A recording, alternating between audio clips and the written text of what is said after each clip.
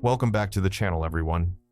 Today, we've got some seriously intense betrayal stories that are going to make you question everything about trust and loyalty. I'm just here playing some Minecraft and chilling, and we'll be reading each story off for you today. I honestly have no idea which way some of these will go, but prepare for some serious drama because these people really went through it. So grab your favorite drink and get comfortable and enjoy. Up first, we have the story. My girlfriend maintained a secret second relationship with my roommate for over a year. I thought I was living the perfect setup, dating an amazing girl while sharing an apartment with my best friend from college. What I didn't realize was that for over a year, my girlfriend Sarah and my roommate Mike were carrying on a full relationship behind my back, complete with dates, vacations, and future plans together. The worst part wasn't just the betrayal, minus Pete. It was realizing how many times they'd looked me in the eye and lied, while I thanked them for being the two most important people in my life. Mike and I had been best friends since freshman year of college. We'd lived together for 3 years after graduation, and he was like a brother to me. We shared everything: bills, groceries, Netflix passwords, dating advice, career struggles, family drama. I trusted him completely, and I thought he felt the same way about me. When I started dating Sarah 2.5 years ago, Mike was one of the first people I introduced her to, and I was thrilled when they seemed to get along so well. Sarah was everything I thought I wanted in a partner. She was funny, smart, beautiful, and seemed genuinely interested in building a life together. We talked about marriage, kids, buying a house, all the big future stuff that made me feel like I'd found my person. She spent probably 4 nights a week at our apartment, and Mike would often hang out with us, watching movies or cooking dinner together. I loved how easily she fit into my life, and how well she got along with my closest friend. The first sign something was off happened about 6 months into our relationship, but I completely missed it at the time. I came home early from work one day to find Sarah and Mike on the couch together, sitting closer than I would have expected. They jumped apart when I walked in, and Sarah made some comment about Mike showing her something on his phone. It seemed innocent enough, and I was actually happy they were becoming good friends. Looking back, there were so many red flags I ignored or rationalized away. Sarah would sometimes know things about Mike's life that he hadn't told me yet, like when he was considering a job change or having problems with his family. When I'd ask how she knew, she'd say he'd mentioned it in passing or that she was just good at reading people.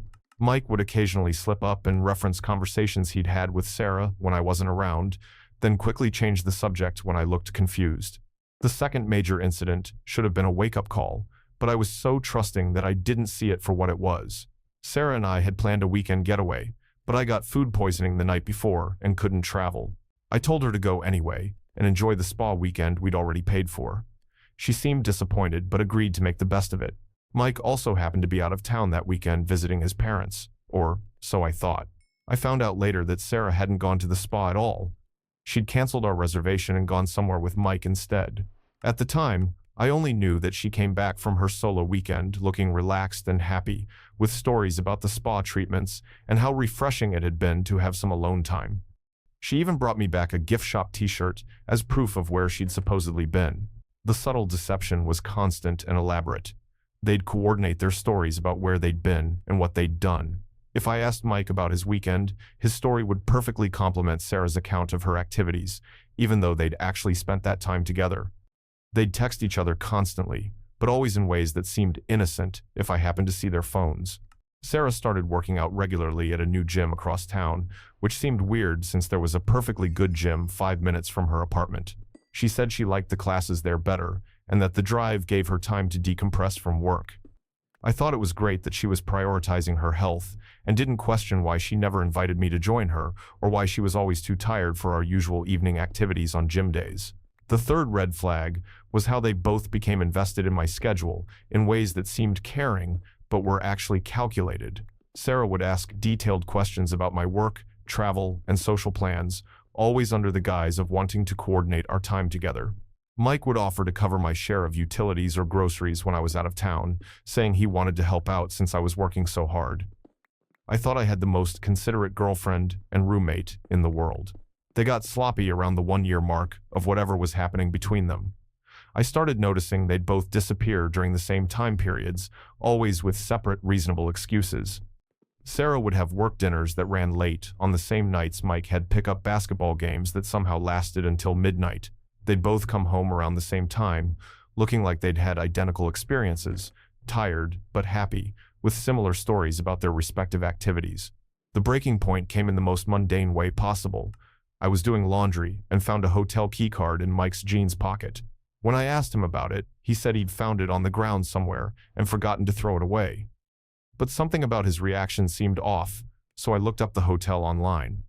It was a boutique place downtown, definitely not somewhere Mike would normally stay since he lived 20 minutes away.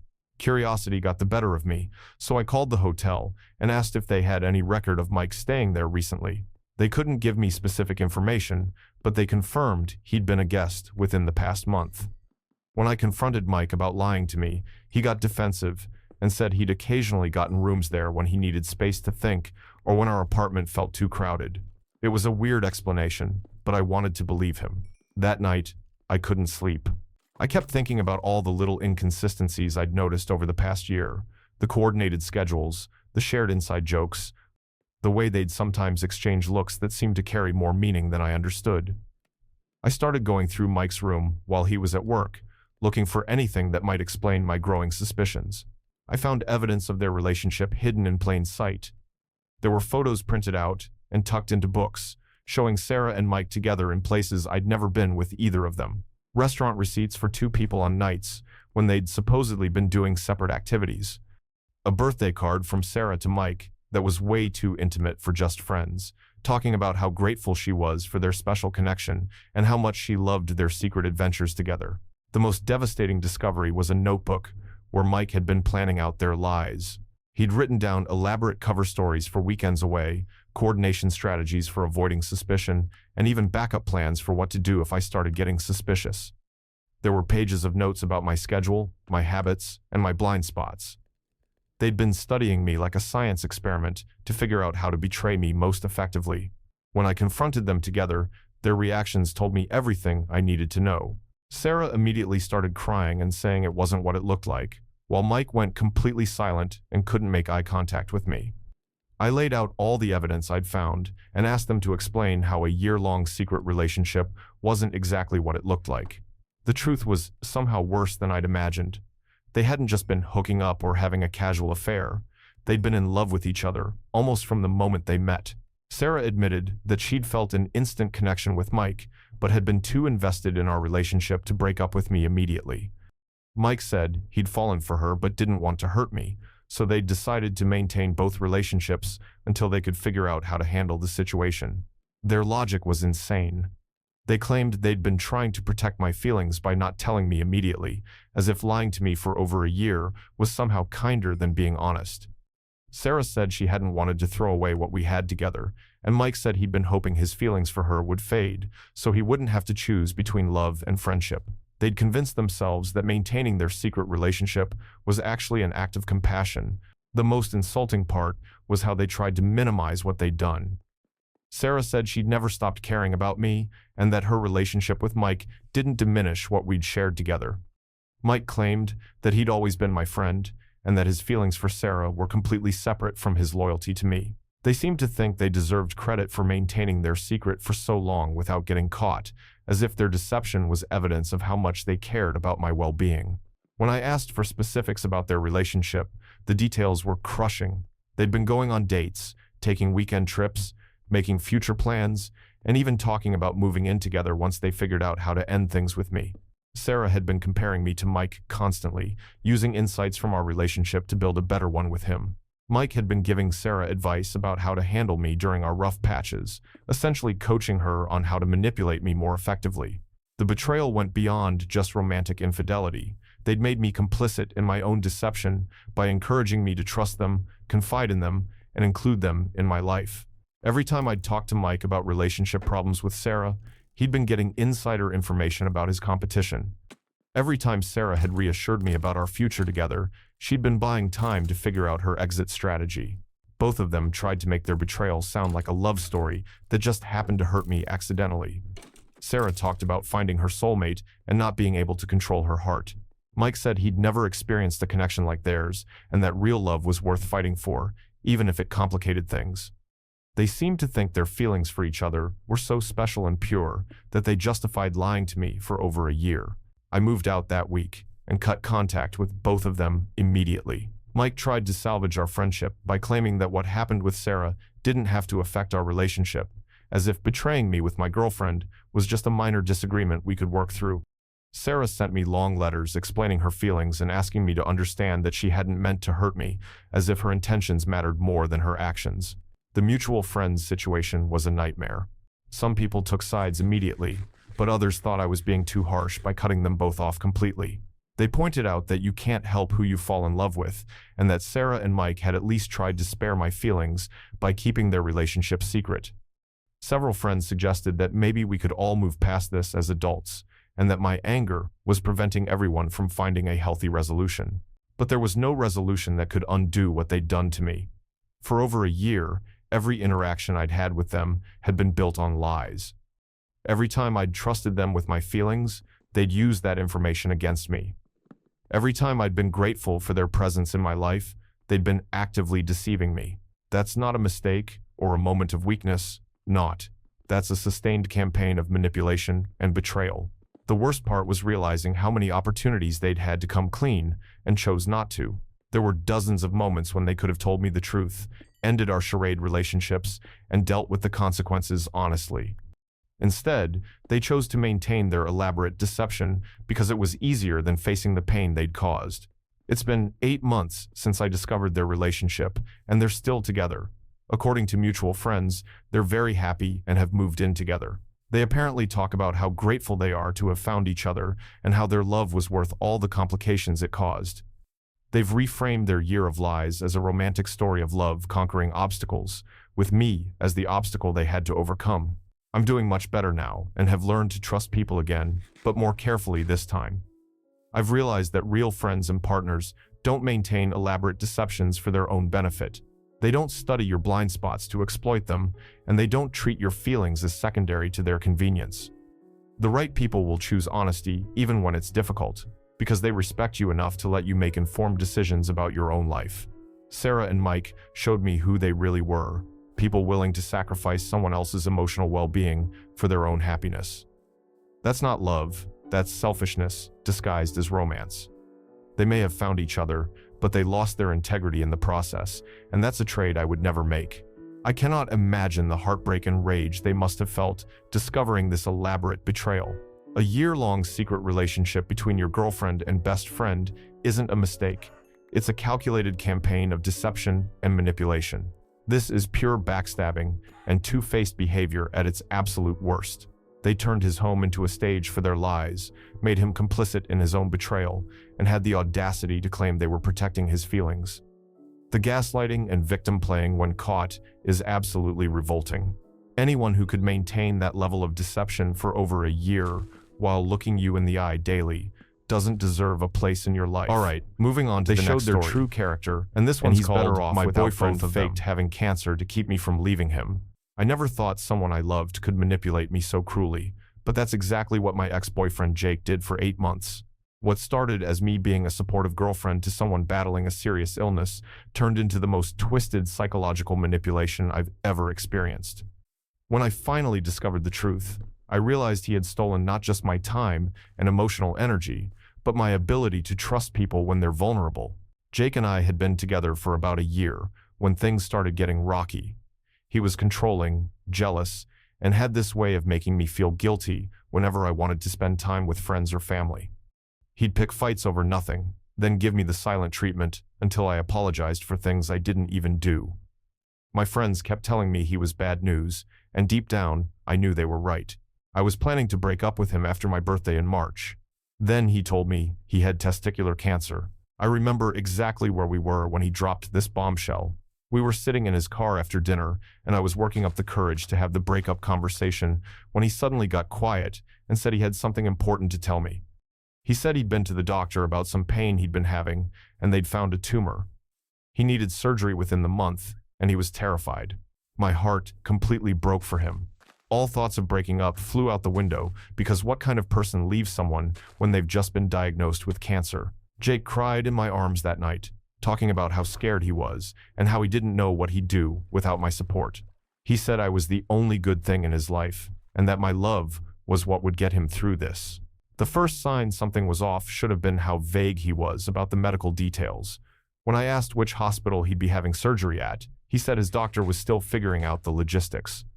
When I offered to come to his appointments, he said he preferred to handle medical stuff alone because hospitals made him too anxious to think straight. He always had reasonable explanations, and I didn't want to push someone who was already dealing with so much stress. After his supposed surgery, Jake milked the recovery for everything it was worth. He'd have good days and bad days, times when he felt optimistic and times when he was convinced he was going to die. I rearranged my entire life around taking care of him. I'd bring him meals, do his laundry, clean his apartment, and spend every free moment trying to cheer him up or just sitting with him when he felt too sick to talk. The second red flag was how he used his cancer to control my behavior. Whenever I wanted to go out with friends, he'd have a particularly bad day and need me to stay with him. When my sister invited me on a weekend trip, Jake had a panic attack about dying alone and begged me not to leave him. If I ever seemed frustrated or tired from constantly caretaking, he'd remind me that he might not have much time left and that he just wanted to spend it with the person he loved most. I felt like a terrible person for ever feeling resentful. Here was this man I cared about, fighting for his life, and I was selfishly thinking about my own needs and freedom. My friends barely saw me anymore. My work performance suffered because I was constantly worried or exhausted, and I developed anxiety about him dying that kept me up at night. But I told myself this was what real love looked like: sacrifice and devotion during the hardest times. The manipulation got more sophisticated as time went on. Jake would research symptoms online and then exhibit them perfectly. He'd have nausea that coincided with when he was supposed to be having chemotherapy. He'd lose weight by barely eating and then claim it was from the treatment. He even shaved his head gradually to simulate hair loss, telling me the chemo was making it fall out in patches, so he decided to just cut it all off. The third major incident happened when my best friend's wedding was coming up. I was supposed to be a bridesmaid, and I'd been looking forward to it for months. 2 days before the wedding, Jake had what he claimed was a severe reaction to his latest treatment. He was vomiting, running a fever, and begging me to take him to the emergency room. I spent 12 hours in the hospital with him, missed the rehearsal dinner, and had to call my friend at midnight to tell her I couldn't be in her wedding. Looking back, I realized how convenient it was that Jake's medical crises always seemed to happen when I had important events or when I was starting to pull away emotionally. Every time I began to question whether our relationship was healthy, he'd have a setback that made me feel guilty for even thinking about my own happiness when he was suffering. The breaking point came 8 months after his initial diagnosis. I was at his apartment making him soup when his phone rang. He was in the shower, so I glanced at the screen to see if it was important enough to interrupt him. The caller ID said Dr. Martinez, and I figured it might be about his test results, so I answered to take a message. But it wasn't Dr. Martinez. It was Jake's friend Matt, and he was confused when I answered. He asked if Jake was there because he wanted to know if Jake wanted to play basketball later that evening. Basketball. I told Matt that Jake was too sick for basketball, and there was this long pause before Matt asked what I was talking about. He said Jake had been playing basketball with them twice a week for months and seemed perfectly fine. My blood turned to ice. I made some excuse to get off the phone, but my mind was racing. I started looking around Jake's apartment with new eyes, searching for any evidence of his cancer treatment. There were no prescription bottles, no medical paperwork, no appointment cards. His bathroom was spotless, with no signs of someone who was supposedly going through chemotherapy. When Jake got out of the shower, I confronted him directly. I asked him point blank to show me documentation from his doctors, to give me the name of his oncologist, to prove that any of what he'd been telling me was true. The look on his face told me everything I needed to know before he even opened his mouth. He tried to lie his way out of it at first. He claimed his medical records were confidential and that he was hurt. I didn't trust him. When I mentioned Matt's phone call, he said Matt didn't know about the cancer because Jake had been hiding it from his friends to avoid their pity. But I kept pushing, and eventually, his whole story fell apart. The truth was somehow even worse than I'd imagined. Not only did Jake not have cancer, but he'd been planning this lie for weeks before he told me. He'd researched symptoms, treatment timelines, and recovery processes. He'd been going to the gym and playing sports while telling me he was too weak to get out of bed. He'd let me exhaust myself taking care of him while he was perfectly healthy. When I asked him why, his answer made me sick. He said he knew I was going to break up with him, and he couldn't let that happen because he loved me too much. He said he'd never felt a connection like ours before, and he was willing to do anything to keep me. He actually seemed to think what he'd done was romantic, that lying about having a potentially fatal disease was proof of how much he cared about me. The most disgusting part was how he tried to justify his behavior. He said he'd been planning to gradually get better and that no one was really hurt by his lie. He claimed that our relationship had grown stronger because of what we'd been through together, and that proved we were meant to be. He even suggested that maybe this experience had taught us both something valuable about commitment and that we should move forward with a clean slate. I was so angry I could barely speak. For 8 months, I had grieved for him while he was alive and healthy. I had rearranged my entire life, missed important events, neglected friendships, and sacrificed my own mental health for someone who was lying to me every single day. He had watched me cry myself to sleep, worrying about losing him, and he'd used my compassion as a weapon against me. But even after being caught red-handed, Jake couldn't stop manipulating. He started crying and saying he was sorry, that he'd been so scared of losing me that he'd made a terrible mistake. He promised he'd never lie to me again and begged me to give him another chance to prove his love was real. When I started packing my things from his apartment, he threatened to hurt himself if I left him. He said I was abandoning him just like everyone else in his life had done. That's when I realized this wasn't just about faking cancer. This was about Jake being fundamentally incapable of respecting my autonomy or accepting that I had the right to make my own choices about our relationship. He'd rather traumatize me with fake illness than face the possibility of me leaving him. That's not love. That's obsessive control disguised as devotion. I blocked Jake on everything and told our mutual friends what he'd done. Some of them were horrified and immediately cut contact with him, but others thought I was being too harsh. They said Jake obviously had mental health issues and that maybe I should have tried to help him get therapy instead of just abandoning him. They seemed to think his love for me, however twisted, deserved some credit, and that his willingness to lie about cancer proved how desperate he was not to lose me. But I refused to feel guilty about protecting myself from someone who had shown such complete disregard for my well-being. Jake had stolen 8 months of my life with his lies, and he'd made me complicit in his deception by accepting my care and support under false pretenses. Every meal I'd cooked for him, every night I'd stayed awake, worried about him, every event I'd missed to take care of him, all of it had been based on a lie he'd crafted specifically to manipulate me. The aftermath was almost as traumatic as the betrayal itself. I had to tell my family and friends what had really happened, which was humiliating because I felt like I should have known better. I struggled with trusting my own judgment about people and found myself questioning every relationship in my life. I developed anxiety about dating because I couldn't shake the fear that anyone could be lying to me about anything. Jake tried to contact me through various means for months after our breakup. He'd create new social media accounts, call from different numbers, and even showed up at my workplace once. He always had the same message, that he was sorry, that he'd learned his lesson, and that he wanted to prove he could be the man I deserved. He seemed genuinely unable to understand that what he'd done was unforgivable, and that his continued attempts to contact me were just more evidence of his inability to respect boundaries. It's been 2 years now, and I'm in a much healthier relationship with someone who understands that love means honesty, even when the truth is difficult. I've done a lot of therapy to work through the trust issues Jake left me with, and I've learned to recognize red flags that I missed before. I'm grateful every day that I discovered his lies when I did, because who knows how much longer he would have been willing to maintain that charade. The hardest part is knowing that Jake is probably out there telling people his own version of our story, painting himself as the heartbroken boyfriend whose girlfriend couldn't handle his medical struggles. He's probably convinced himself by now that he really was sick, or that his love justified his actions, or that I was cruel for leaving him when he needed me most. Some manipulators are so committed to their lies that they eventually believe them themselves. But I know the truth, and that's what matters.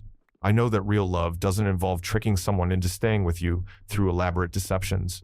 I know that genuine care for someone means respecting their right to make their own choices, even if those choices hurt you. And I know that anyone willing to fake a life-threatening illness to manipulate me is capable of absolutely anything. Jake didn't just lie about having cancer, he weaponized my empathy against me and turned my capacity for love into a tool for his control. That's not something you do to someone you love. That's something you do to someone you see as an object to be possessed, rather than a person to be respected. I'm just grateful I found out before I wasted any more of my life on someone so fundamentally broken. This is such a massive betrayal of trust, and absolutely disgusting manipulation. Faking cancer to prevent a breakup is one of the most twisted things I've ever heard. He literally weaponized her compassion and love against her. This is pure psychological abuse and emotional manipulation at its worst. He stole 8 months of her life, made her miss important events, and caused her genuine trauma and grief over his fake illness. The gaslighting and victim playing when caught makes it even more revolting. She did exactly the right thing by cutting all contact immediately. Anyone who would fake a terminal illness to control someone is capable of absolutely anything and doesn't deserve a second chance. Let's move on to the next story here, and this one's called "My Sister Told Everyone I Cheated on My Husband Just to Cover Up Her Own Affair." I never thought my own sister would destroy my marriage and reputation just to protect herself, but that's exactly what happened 6 months ago. What started as me trying to be a supportive sister ended with her spreading lies about me cheating on my husband while she was the one having an affair with a married man. The worst part is that even after the truth came out, half my family still treats me like I'm the one who did something wrong. My sister Emma has always been the dramatic one in our family. She's 2 years older than me and has this way of making every situation about herself. Growing up, if I got good grades, she'd suddenly have some crisis that needed attention. If I achieved something, she'd find a way to overshadow it or make me feel guilty for being happy. Our parents always excused her behavior as Emma just being emotional and sensitive, while I was expected to be the understanding little sister who didn't rock the boat. Emma got married to her husband Dave 3 years ago, and I thought marriage might settle her down. Dave is a really good guy, stable, kind, the type of person who balances out Emma's chaos. My husband Mark and I would double date with them sometimes, and everything seemed fine on the surface. Emma would complain about Dave being boring or too predictable, but I figured that was just her usual grass is greener mentality. The first sign something was wrong came about 8 months ago. Emma started texting me constantly about how unhappy she was in her marriage. She said Dave didn't understand her artistic soul and that she felt trapped in suburban mediocrity. At first, I tried to be supportive and suggested marriage counseling or maybe planning some exciting trips together. But her complaints got more intense and specific, and she started talking about this guy she'd met at her art class. His name was Ryan, and according to Emma, he was everything Dave wasn't: spontaneous, passionate, creative. She'd go on and on about their deep conversations and how he really saw her for who she was. When I asked if Dave knew about this friendship, Emma got defensive and said it was just nice to have someone who understood her artistic side. Red flags were going off in my head, but I didn't want to accuse my sister of anything without proof. The second incident happened when Emma asked me to cover for her one evening. She said she was going to an art exhibition with Ryan and some other people from class, but she didn't want Dave to know because he'd been weird about her male friends lately. She asked if I could tell Dave she was with me if he called looking for her. I was uncomfortable with lying, but Emma made it sound like Dave was being controlling and unreasonable, so I agreed to help. That night, Dave did call me looking for Emma. I felt terrible lying to him, but I stuck to the story about us having a girls' night. Later, I found out there was no art exhibition that night, and Emma had been at Ryan's apartment until 2 in the morning. When I confronted her about it, she broke down crying and admitted she had feelings for Ryan, but swore nothing physical had happened. She begged me not to tell anyone and promised she was going to figure things out. I should have told her to come clean to Dave right then, but Emma was sobbing and talking about how confused she was and how she just needed time to sort out her feelings. She made me promise to keep her secret, saying I was the only person she could trust. Against my better judgment, I agreed, but I told her she needed to either cut contact with Ryan or tell Dave what was going on. For the next few months, Emma continued the affair. My Mal, and by now, I was certain that's what it was. She'd disappear for hours, lie about where she'd been, and constantly ask me to cover for her with increasingly elaborate stories. Each time, she'd promise it was the last time and that she was going to end things with Ryan. I felt sick being involved in her deception, but every time I tried to back out, she'd guilt me into helping her. The breaking point came when I ran into Ryan's wife at the grocery store. I didn't know her well, but she looked exhausted and mentioned that Ryan had been working late a lot lately and seemed distant. She was clearly worried about their marriage, and I realized Emma wasn't just betraying Dave, she was helping destroy another family too. That night, I told Emma I was done covering for her and that she had 1 week to tell Dave the truth or I would. Emma completely lost it. She screamed at me for threatening her and said I didn't understand what real love felt like because I'd married the first boring guy who asked me. She said I was jealous of her passion and excitement and that I was just trying to sabotage her happiness because my own marriage was so dull. It was a vicious attack, but I held firm. I told her I loved her, but I wouldn't be part of her lies anymore. 3 days later, my world exploded. I was at work when Mark called me, and I could barely understand him through his anger and hurt. He said Dave had just called him to tell him about my affair. According to Dave, Emma had finally confessed everything, but she'd told him that I was the one having an affair with Ryan, and that she'd been trying to talk me out of it for months.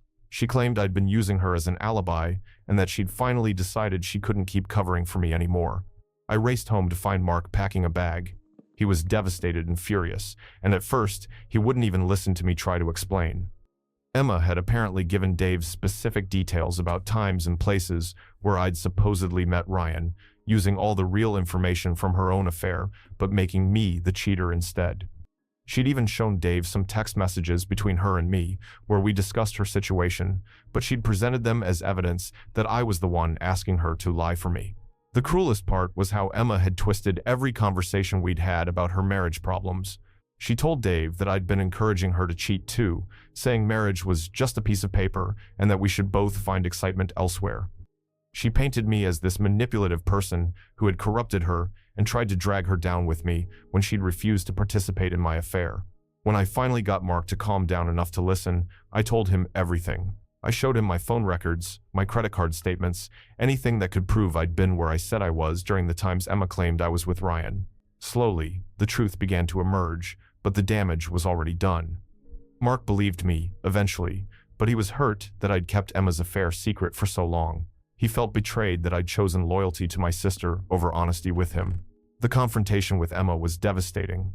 When I called her to demand she tell the truth, she actually doubled down on her lies. She said no one would believe me because she'd already told everyone her version first, and I had no way to prove she was lying. She claimed Ryan would back up her story because he didn't want his wife to find out either. She'd thought of everything. But Emma had underestimated how much evidence there was of her real affair. When Dave finally started looking for proof, instead of just accepting her story, he found hotel receipts, restaurant charges, and even photos on her phone that she'd forgotten to delete. Ryan's wife hired a private investigator who confirmed the timeline of their affair. Within 2 weeks, Emma's lies completely unraveled, but the damage to my reputation was already done. Even with proof that Emma had lied, some family members still act like I'm partially to blame. My aunt said I should have told Dave about the affair from the beginning instead of enabling Emma's behavior. My cousin suggested that maybe I'd sent mixed signals to Ryan and that Emma was just confused about what she'd witnessed. My mother actually asked me if I was sure I hadn't developed feelings for Ryan that Emma might have misinterpreted. The most infuriating part is how Emma continues to play the victim.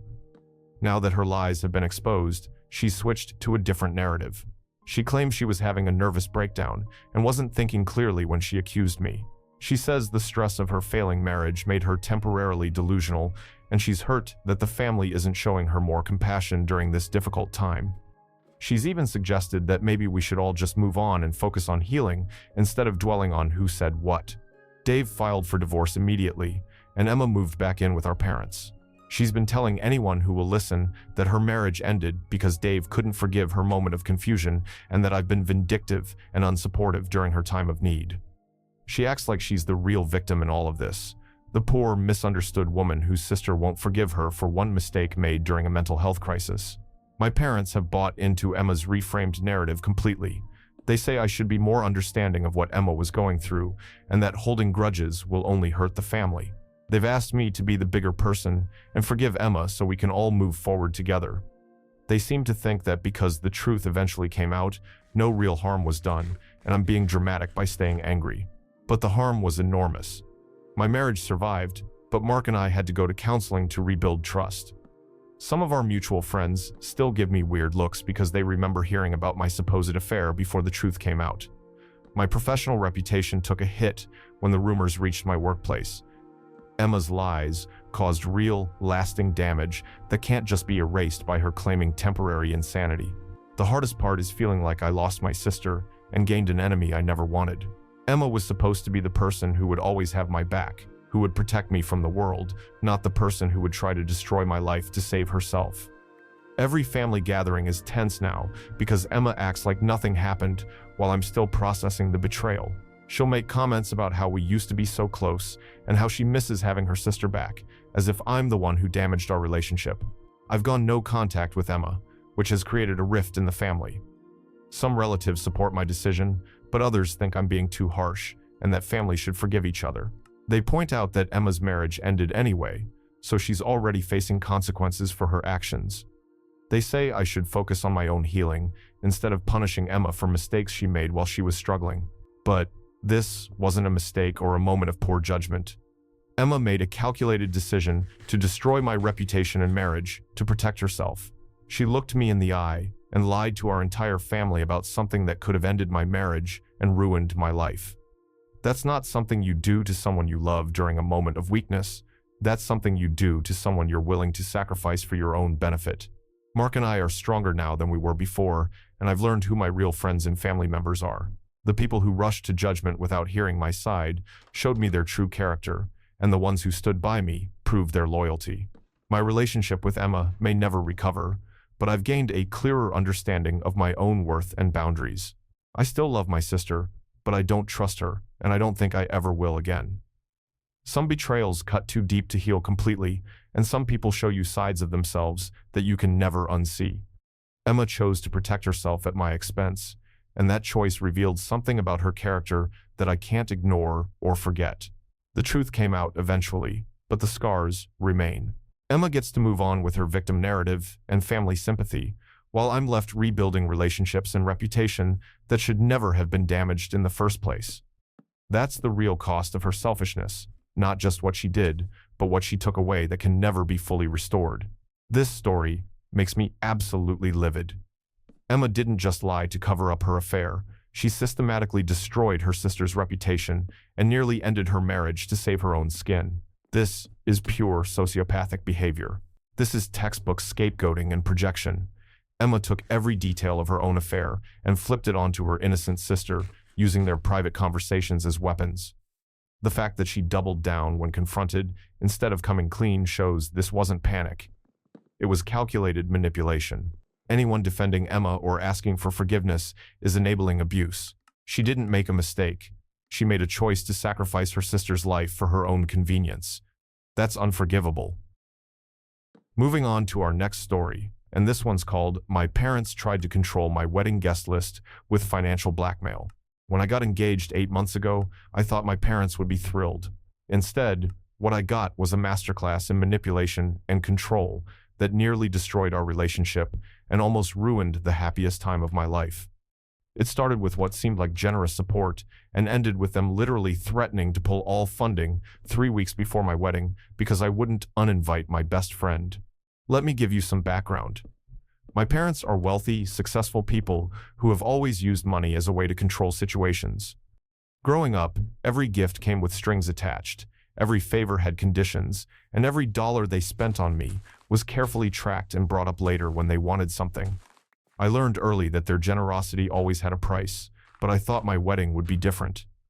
I thought this was about celebrating their daughter's happiness, not about them getting their way.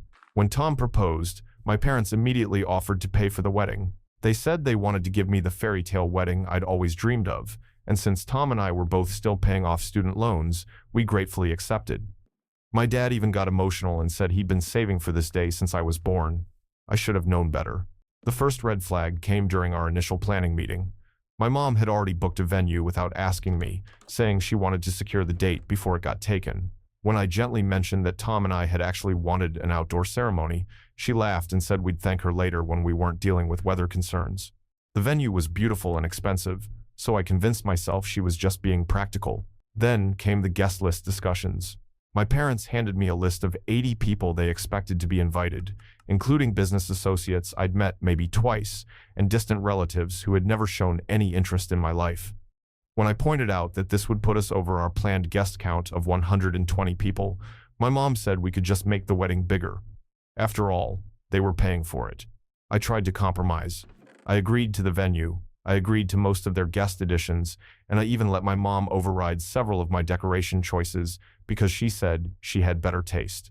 But I drew the line when they told me I couldn't invite my best friend Sarah to the wedding. Sarah and I have been friends since college. She's been with me through every major life event, every breakup, every achievement, and every crisis. She was the first person I called when Tom proposed, and she's supposed to be my maid of honor, but my parents have never liked her because she's openly gay and comes from a working-class family. They've always been polite to her face, but I've heard their snide comments about her lifestyle and her family's financial situation. When they told me Sarah couldn't come to the wedding, they didn't even try to hide their real reasons. My dad said it would make some of their older relatives uncomfortable, and my mom said Sarah just wouldn't fit in with the crowd they were inviting. They suggested I could have a separate celebration with my college friends later, something more casual and appropriate for that social circle.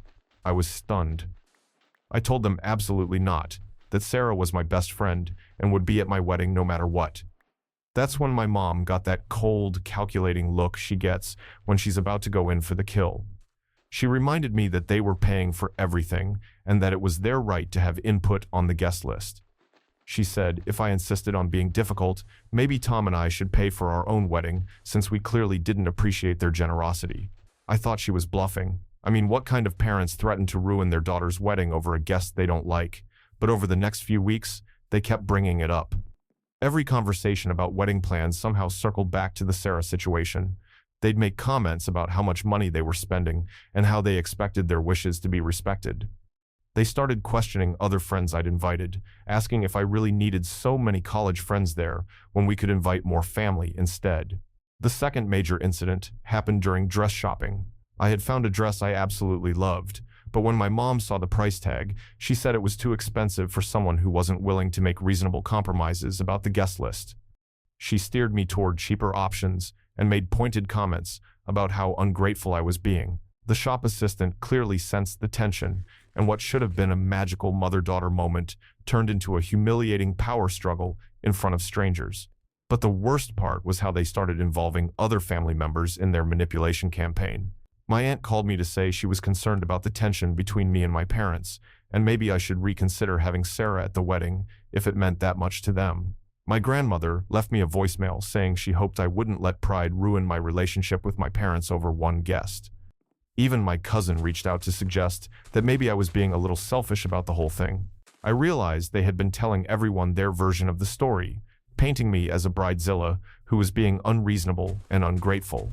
According to them, they were just trying to ensure the wedding was appropriate and elegant, and I was throwing tantrums over minor details. They conveniently left out the part where they were demanding I exclude my best friend because of their prejudices. The breaking point came 3 weeks before the wedding.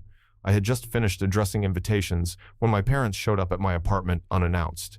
My dad sat me down and gave me an ultimatum. Either Sarah's invitation got rescinded, or they were pulling all financial support immediately. Not just reducing their contribution or asking me to pay for certain things, HP 24, completely withdrawing all funding 3 weeks before the wedding. They had clearly planned this timing carefully. Most vendors require final payment around that time. Deposits had already been made that we couldn't get back, and they knew Tom and I didn't have anywhere near enough money to cover a $25,000 wedding on our own. They had me trapped, and they knew it. My mom actually smiled when she delivered the final blow. She said she was sorry it had come to this, but I had forced their hand by being so stubborn. She said if I wanted to have a wedding that reflected my values instead of theirs, I was welcome to plan something I could afford myself. Then, she asked for the venue contract and vendor information so they could cancel everything if I didn't give them an answer by the end of the week. That night, I called Sarah and told her everything. I was crying so hard I could barely speak, and I actually started to tell her that maybe she shouldn't come to the wedding. I'll never forget what she said to me. She told me that if I uninvited her to appease my parents, I'd regret it for the rest of my life, and it wouldn't stop with the wedding. She said they'd use this same tactic every time they wanted to control a major decision in my life, and I needed to decide right now what kind of relationship I wanted to have with them. She was absolutely right. This wasn't really about the wedding or the guest list. This was about them establishing that their money gave them the right to control my life, my choices, and my relationships. If I gave in now, what would be next? Would they threaten to withhold help with a house down payment if they didn't like where we wanted to live? Would they refuse to support us if we had children, but didn't raise them according to their standards? I called them the next morning and told them I wouldn't be blackmailed. I said Sarah was invited to my wedding, and if they couldn't accept that, then Tom and I would figure out how to pay for our own celebration. My dad actually laughed and said I was making the biggest mistake of my life over someone who probably wouldn't even be in my life in 5 years. The next 2 weeks were absolute hell. My parents immediately canceled everything they had booked and demanded refunds, leaving Tom and me scrambling to salvage what we could of our wedding plans. Some vendors were understanding and let us transfer contracts, but others kept the deposits, and we lost thousands of dollars we couldn't afford to lose. My parents launched a full-scale campaign to turn the rest of the family against me. They told everyone I had chosen a friend over my own parents, and that they were heartbroken by my selfish decision. Several relatives called to say they couldn't attend the wedding because they didn't want to get involved in family drama. My grandmother sent back her invitation with a note, saying she was disappointed in how I was treating my parents. But the worst part was the guilt campaign.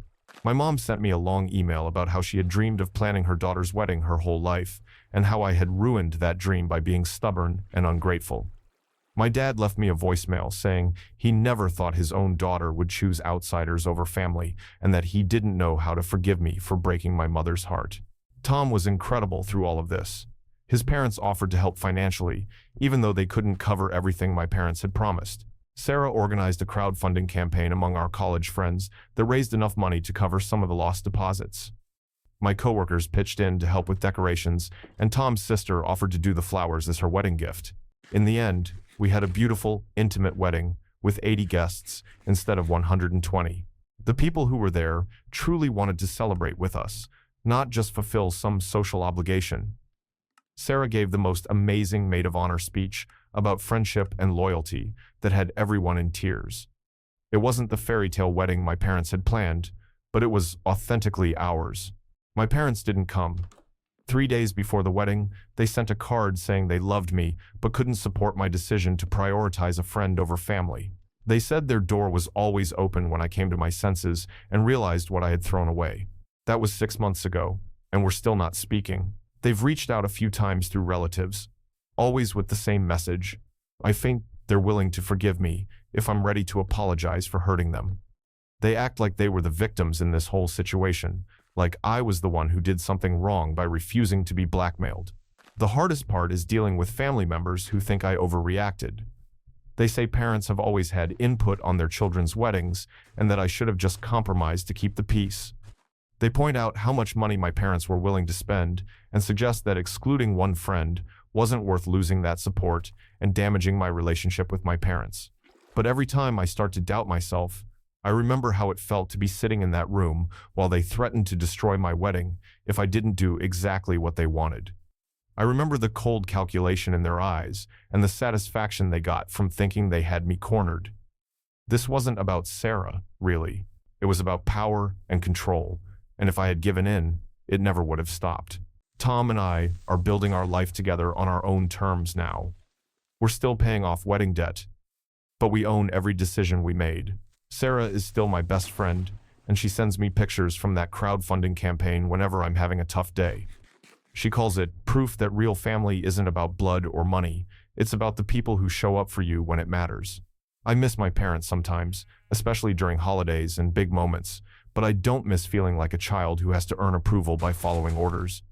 I don't miss wondering what conditions will be attached to their next act of generosity. And I definitely don't miss the version of myself who was willing to betray her best friend to keep the peace. My wedding day wasn't perfect, but it was honest. Everyone there chose to be there because they loved us, not because they felt obligated or were trying to make a statement. When I look at our wedding photos, I see joy and authenticity, not the performance my parents wanted to orchestrate. That's worth more than any amount of money they could have spent. This is such a massive betrayal of trust and pure emotional manipulation. Using wedding funding as a weapon to control guest choices is absolutely disgusting, especially when it's rooted in prejudice against their daughter's best friend. This is classic financial abuse and boundary-stomping behavior. They deliberately waited until 3 weeks before the wedding to drop their ultimatum, because they thought she'd be trapped and have no choice but to comply. The fact that they involved other family members in their manipulation campaign makes it even worse. She did exactly the right thing by refusing to be blackmailed. Parents who would destroy their child's wedding over their own prejudices don't deserve to control that wedding anyway. Alright, moving on to the next story. And this one's called, "My mother-in-law announced my pregnancy at dinner before I could tell anyone." I honestly don't even know where to begin with this one. My mother-in-law has always been a boundary stomper, but what she did last weekend has me seriously reconsidering our entire relationship. So, for context, my husband Jake and I have been married for 3 years, and his mom Linda has always had this weird thing about being the center of attention. She's the type who shows up to other people's birthday parties wearing white, if that gives you any idea. But I've always tried to keep the peace because Jake is really close with his family. About 2 months ago, I started feeling really nauseous and tired.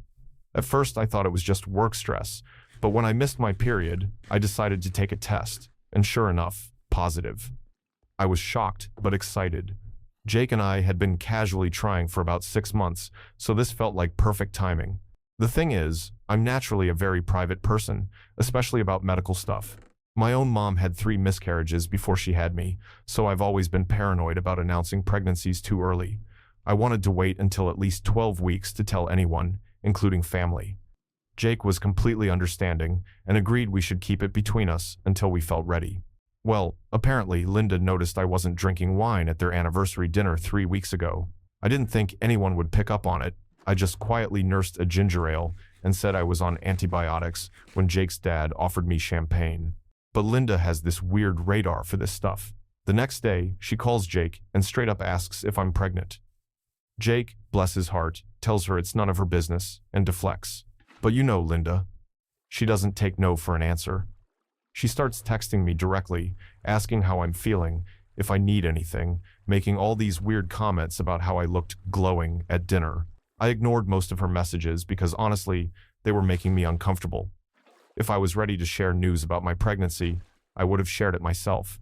But she kept pushing and pushing. Then, last Friday, she texts our family group chat, asking everyone to come to Sunday dinner because she has exciting news to share. Jake and I both got a weird feeling about this, but we figured maybe she got a new job or something. His whole family was going to be there, his 2 sisters, their husbands, all the grandkids. About 15 people total. We show up Sunday afternoon, and Linda is acting super weird. She's practically vibrating with excitement and keeps giving me these knowing looks across the room.